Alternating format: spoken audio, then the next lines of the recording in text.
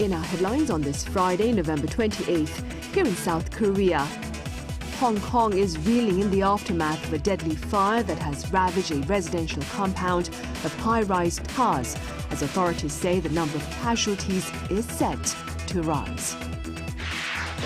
And South Korea believes a North Korean group may have been behind a major cyber attack worth millions of US dollars on Upbit, the country's largest cryptocurrency exchange.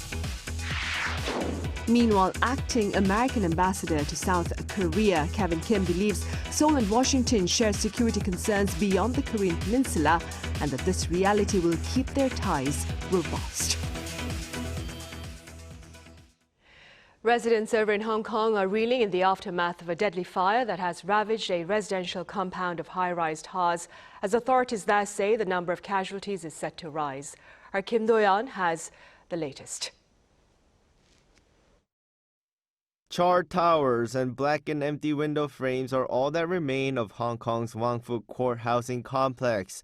These scars are the result of a 24-hour battle against flames that consumed the residential high-rises. As of early Friday morning, 94 people are confirmed dead, including a rescue team member, and more than 70 are injured after Hong Kong's deadliest fire in nearly 80 years. Hundreds of people are also still unaccounted for. And for the firefighting operation, we encounter particular difficulties in several areas. Like the fire was spreading exceptionally fast, exceptionally rapid. So as you can see, the fire spread quickly to all the 7 blocks of the estate.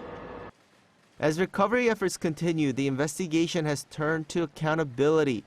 Police have arrested 3 executives from Prestige Construction, the firm contracted to work on renovations at the complex. Police arrested 3 men around their 50s at midnight. Who are the company executives in charge of the renovation at Wang-Fuk Court? They are being detained at the moment. They are being held on suspicion of manslaughter. Authorities seized documents and digital records during a raid on the company's offices, investigating allegations that grossly negligent practices and unsafe materials were used. Investigators are specifically examining the bamboo scaffolding and green mesh that encased the building, which may have accelerated the fire spread. Survivors, many of whom are elderly, have been displaced to makeshift shelters in nearby shopping malls.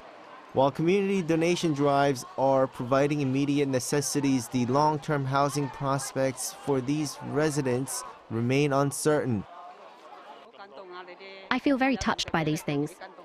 I can wear this later. These will be useful for me tonight. I will stay at my friend's house temporarily. Chinese President Xi Jinping has ordered an all-out effort to manage the aftermath of the fire, underscoring the political sensitivity of the disaster. With the cost of housing a long-standing source of public discontent, authorities are moving rapidly to contain the fallout, viewing the tragedy as a critical test of governance for the region. Kim Do-yeon, Arirang News. And according to the latest count, as of this Friday afternoon by authorities in Hong Kong, at least 128 people have lost their lives to that fire. Moving on then, here on the local front, President Lee Jae-myung made his first visit to the National Intelligence Service on this Friday. According to presidential spokesperson Kang Yoo-jung, the president was briefed on the agency's achievements over the past 5 months and its future plans. Acknowledging what he called the agency's dark past, including the creation of blacklists, targeting cultural figures, and the fabrication of espionage cases, President Lee stressed that the NIS nonetheless has the capacity to play a central role in protecting the country.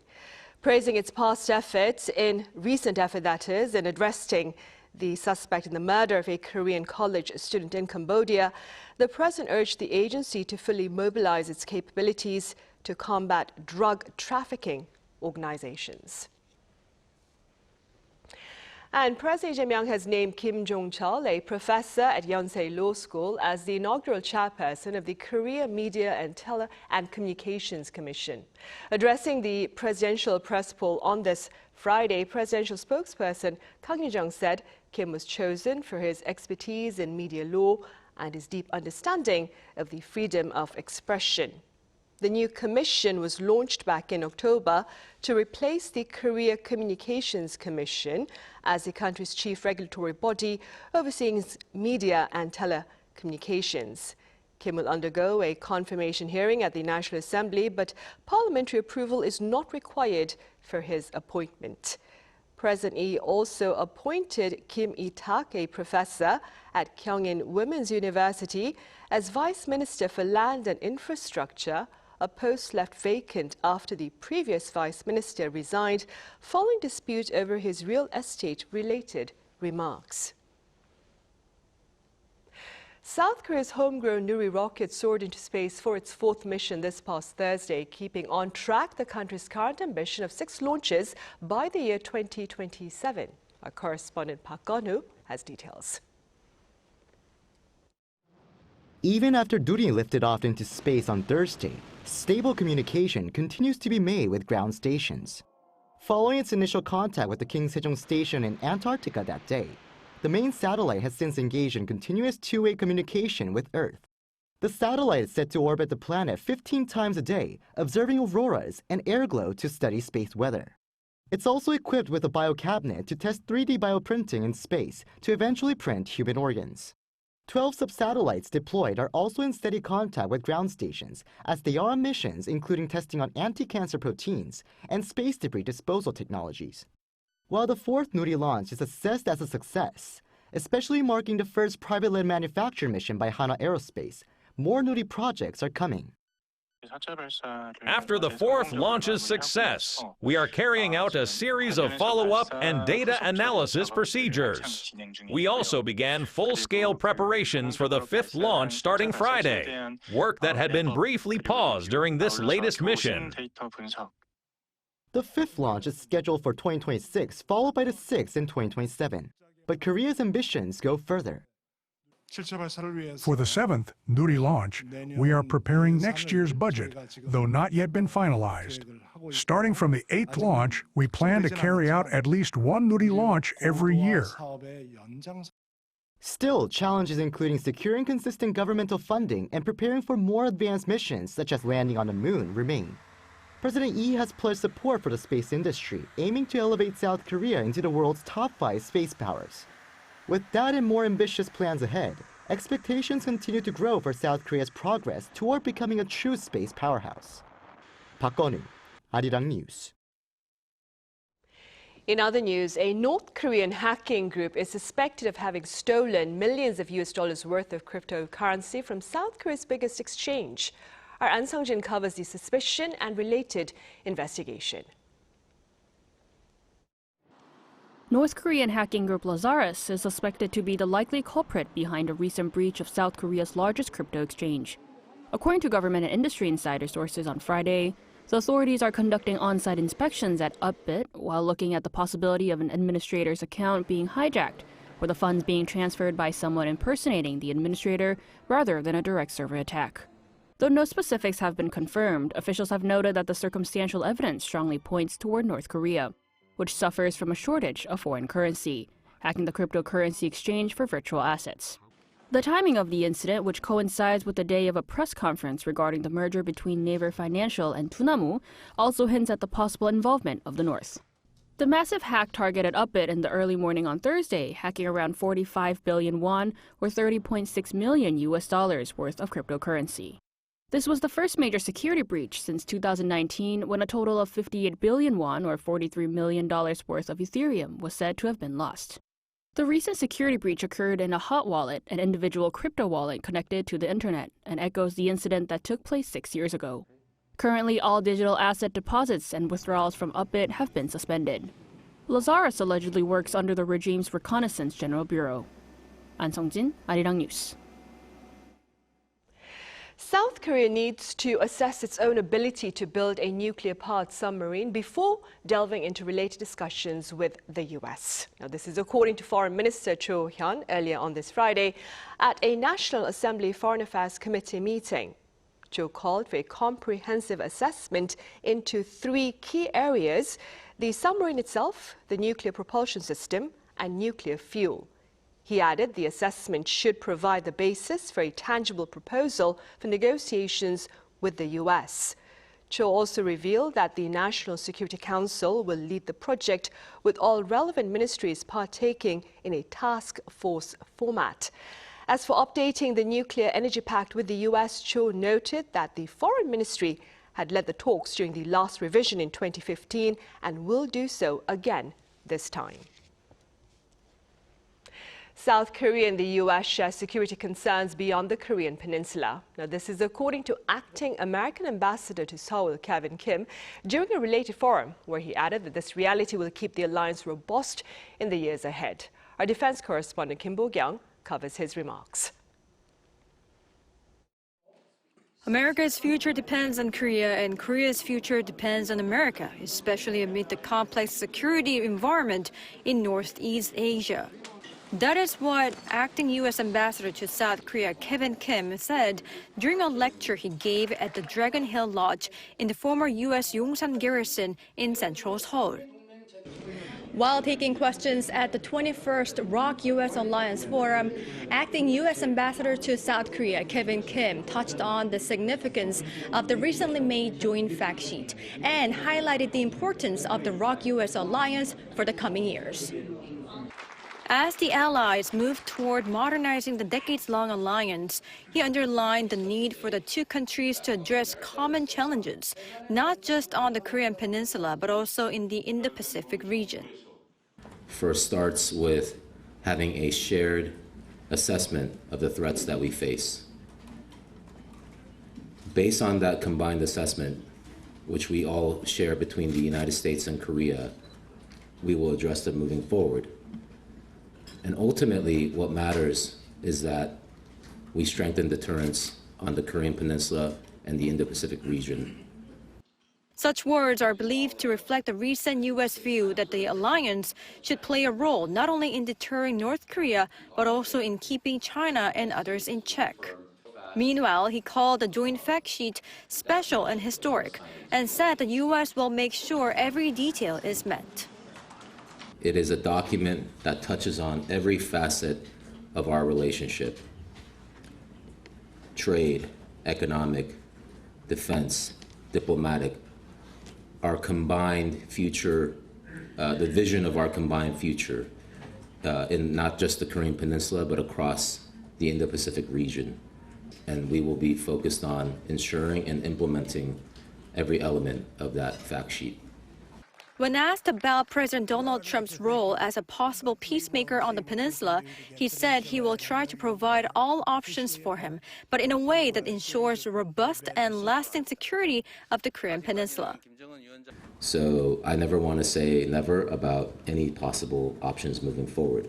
So on the Korean peninsula, whichever path that is taken will be based on ensuring that security of the Korean Peninsula is taken care of. Regarding the possibility of Chinese aggression against Taiwan in 2027, he was cautious in choosing his words, saying he cannot speak to the probabilities, but did say that President Trump is interested in preserving peace and stability in the Taiwan Strait. Kim Bo-kyung, Arirang News. And the Trump administration has halted immigration applications from Afghan nationals following President Donald Trump's announcement of the death of one of the two National Guard members who was shot in Washington, D.C. on Wednesday. Our Moon Jae-young reports. U.S. President Donald Trump said Thursday that one of the two National Guard members shot in Washington on Wednesday has died. The second guardsman shot by the suspected attacker, an Afghan national near the White House, remains in a critical condition.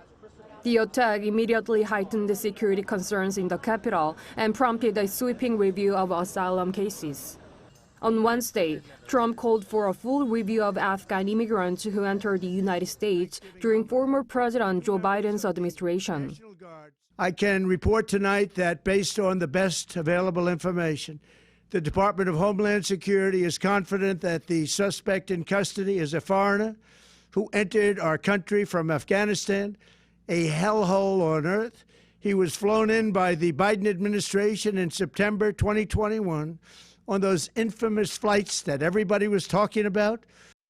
Within hours of President Trump's statement, the U.S. Citizenship and Immigration Services announced that it had suspended all immigration processing for Afghan nationals indefinitely. The agency did not provide a timeline for resuming processing and said the pause would remain in effect while federal officials conduct a broader security review.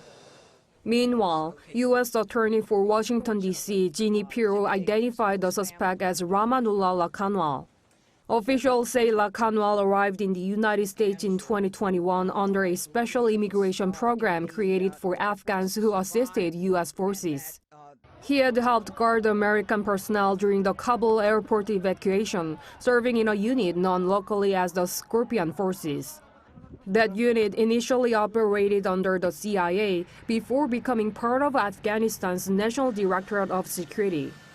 The suspect, he has been identified as Ramanullah Lakanwal, a 29-year-old Afghan who entered the United States under Biden's Operation Allies Welcome, a program following the disastrous withdrawal from Afghanistan. Lakanwal's background has now become central to the political debate, with lawmakers questioning whether emergency screening during the withdrawal was sufficient.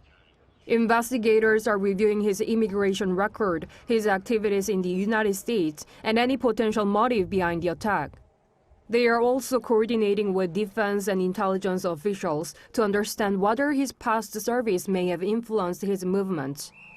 As Washington increases its security posture and federal agencies continue their review, President Trump says his administration will pursue what he calls an immediate reassessment of Afghan entry programs in the weeks ahead. Moon Ji-young, Arirang News.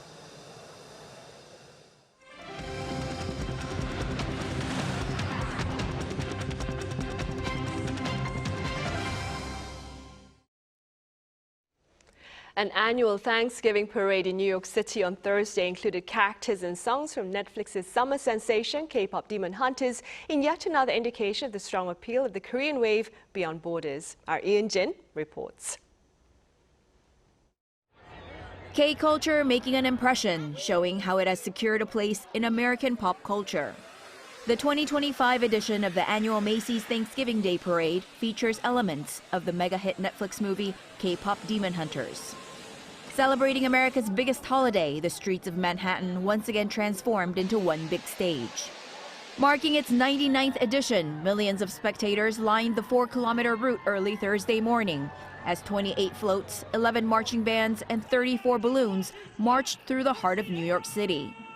The parade featured Derpy Tiger, the supernatural tiger-like blue creature, which is also the mascot of the fictional girl group Huntrix in K-pop Demon Hunters. The real-life voices behind Huntrix, EJ, Audrey Nuna, and Rayami, who voiced the characters Rumi, Mira, and Zoe respectively, dressed in all black, delivered a dynamic performance of their chart-topping single Golden in front of the iconic Macy's 34th Street Herald Square flagship location. K-culture being featured at this iconic holiday event is of great significance as it draws millions of spectators in person, as well as tens of millions more who watch the live broadcast.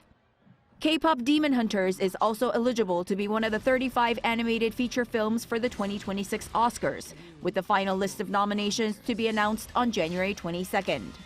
And according to Netflix, K-pop Demon Hunters is its most watched film of all time, with more than 541 million hours viewed worldwide to date, along with being the highest charting soundtrack of the year, with 8 songs hitting the Billboard Hot 100 tally. Meaning the film's soundtrack could make the shortlist for Best Original Song when those nominees are announced on December 16th. Ian Jin, Arirang News. And back here in Seoul, just ahead of Christmas next month, the National Theatre of Korea will offer its audience the chance to indulge in the works of 4 master choreographers who helped frame the foundation of modern Korean dance. Our Pyun Ye-young has a glimpse. At the National Theatre of Korea, the soft echo of footsteps are like a quiet pulse carrying decades of Korean dance history. Inside the rehearsal studio, dancers chase shapes first imagined long before some were born. Yet the movements feel new, as if past and present are breathing in sync. This is Living Legacy, a rare convergence of 4 master choreographers whose works help define modern Korean dance. Their works return to the stage with fresh color and fresh voices. The program brings together choreography by Cho Heung-dong, Bae Jung-ae, Kim Hyun-ja, and Guk Soo-ho. Each a former director of the National Dance Company, they have a distinct artistic language that helped define a generation. Across 2 weeks in December, the company will present 4 works in a double bill format. Bae Jung-ae's Seoul Sunflower, Guk Soo-ho's Tibetan Sky, Kim Hyun-ja's Watching the Plum Blossom, and a new premiere by Cho Heung-dong titled The Gallant. Ahead of opening night, the troupe offered a preview inside their rehearsal space, unveiling key scenes and speaking about the artistic process. The choreographers say this project is an immense privilege that allows them to carry the emotional weight and cultural depth of their artistry into a new era. Inviting us seniors back like this must have taken tremendous courage, and we're deeply grateful to the artistic director for embracing that vision. I'm now over 80, and I'm someone who has spent my entire life dancing. And yet, there is still so much I don't know. I still have more to explore, more to study, and more to pass on to the next generation. For the dancers stepping into these iconic roles, the experience is both humbling and electrifying. It's an honor to stand here as a dancer and work alongside the 4 teachers who carved out their dance journeys and wrote the history of the National Dance Company. From Kim Hyun-ja, I've learned not only movement, but her love for dance itself, her philosophy, and her artistic world. That has been an extraordinary gift.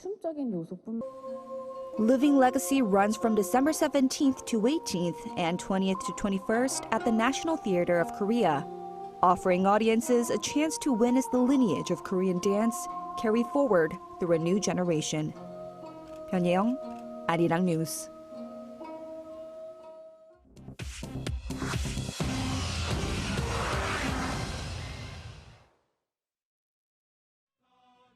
This is The World Now, bringing you everything you need to know from around the globe.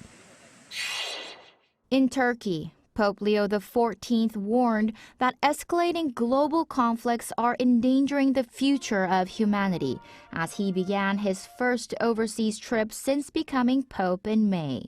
Speaking in Ankara on Thursday, he said the world is facing a heightened phase of violence driven by military and economic power struggles.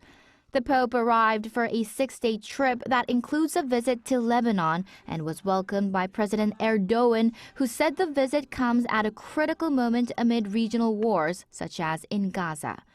Pope Leo emphasized unity, peace, and protection of civilians, saying humanity must not give in to choices that undermine justice and stability. In Peru, former President Pedro Castillo was sentenced to 11 years and 5 months in prison on Thursday for attempting to dissolve Congress during a political crisis 3 years ago. Judges ruled that Castillo's move to suspend the legislature on December 7, 2022, while facing impeachment hearings, amounted to rebellion and conspiracy against the state. He was removed from office and arrested the same day. Prosecutors said he tried to undermine Peru's constitution, while Castillo denied wrongdoing, calling his actions, quote, a document without consequence. His brief presidency and removal triggered years of nationwide unrest. In Sri Lanka, heavy rains triggered landslides and floods that have killed more than 40 people and left more than 20 missing, according to the country's Disaster Management Center on Thursday. Most of the deaths were reported in the central mountainous districts of Badula and Nuwala Ilia, where roads and rail lines were blocked by mud, rocks, and fallen trees. Severe weather that began last week intensified over the weekend, flooding homes and fields and forcing authorities to halt passenger trains in several areas. Officials say this is Sri Lanka's deadliest weather event since last year. Chu Ji-han, Arirang News.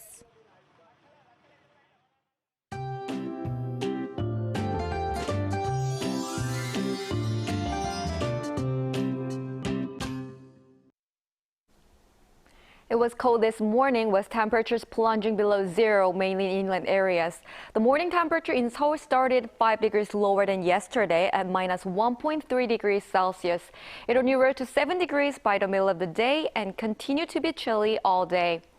The last weekend of November will be good to enjoy outdoor activities as the cold subsides in the afternoon. Tomorrow, the daytime temperature in Seoul will rise to 12 degrees and 15 degrees on Sunday, so it will be milder than usual. Mornings will continue to be cold. Tomorrow starts off at 1 degree in Seoul and Gwangju, Chuncheon at minus 4 degrees.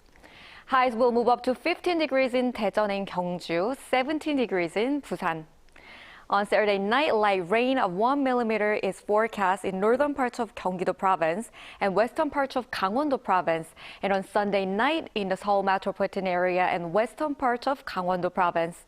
That's all for Korea. Here are the weather conditions around the world.